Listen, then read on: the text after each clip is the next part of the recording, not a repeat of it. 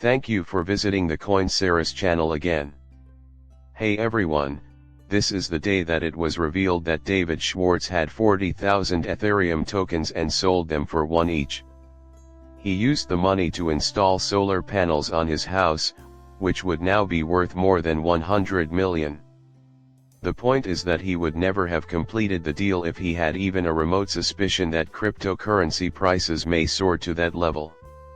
Even a visionary genius like David was in the dark. Although your blunders may not amount to $100 million, they will be substantial if you remain in this field for an extended period of time. In the beginning, those were simpler to whip up. However, this is no picnic. Not even the most brilliant minds and far-sighted visionaries can predict the day-to-day events. The real mystery is how we obtain those 40,000 Ethereum tokens. Was there a trade or exchange that he participated in to get into that? No, he wasn't even interested in Ethereum tokens. He had a personal relationship with Vitalik and found the project intriguing. On top of that, he intended to encourage it. Thus, he returned these tokens and gave 20 Bitcoin. His value increased because of that. Hey, he thinks we can make a solar system.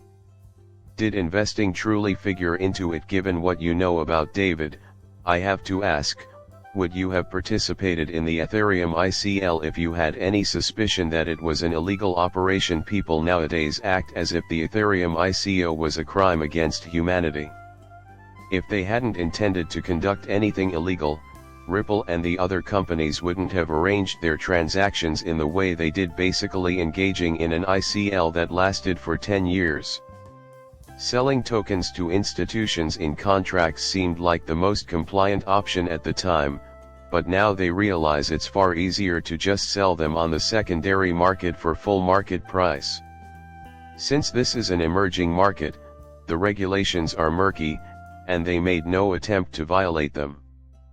Being in the forefront means accepting the inevitable reality that you will make mistakes. Attempts to portray Ethereum and the ICO as criminal activities are, thus, absurd. Once again, you can see that our own David Schwartz was involved. Looking closely at the crime, Hinman's speech, getting up there and inventing his own regulations, his own clarity for the Ethereum token is significant. Someone must immediately look into this and tell him or her, hey, you're the director of Corfin. Okay. You're linked to Ethereum, too. Since your previous company was affiliated with the Ethereum, there is a financial interest on your behalf. Ecosystem in its most basic form, you ought not to have been given the lecture. No one should, first and foremost, provide clarity to only one market player while keeping the others in the dark. Never again should that occur. It certainly couldn't have been Hinman if someone were to deliver that speech. Naturally, that might implicate numerous individuals. A thorough inquiry is required in this case. Actually, that speech should have been delivered to Hinman, so he has to be held accountable. No one could argue with that. Also, he ought to stop if he doesn't want to deal with some major consequences. He ought to be held accountable for divulging all the details and names of those directly engaged. We won't know for sure until we find out, which, alas, we probably won't, since the government, in its regular fashion, won't examine itself.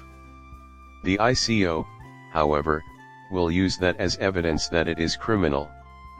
The individuals who accuse Ripple of breaking the law are part of a much larger conspiracy or illicit organization. No one is interested in doing that. All they want to do is start their projects and create something new. The misconduct here is Hinman's actions, so let's zero in on that. Then we can figure out who was directly involved and where the scandal goes from there. That, and not the fact that Ethereum performed an ICO, is the issue. The video ends there. As always, I'd appreciate it if you could subscribe and leave a comment with your opinions. Goodbye for now.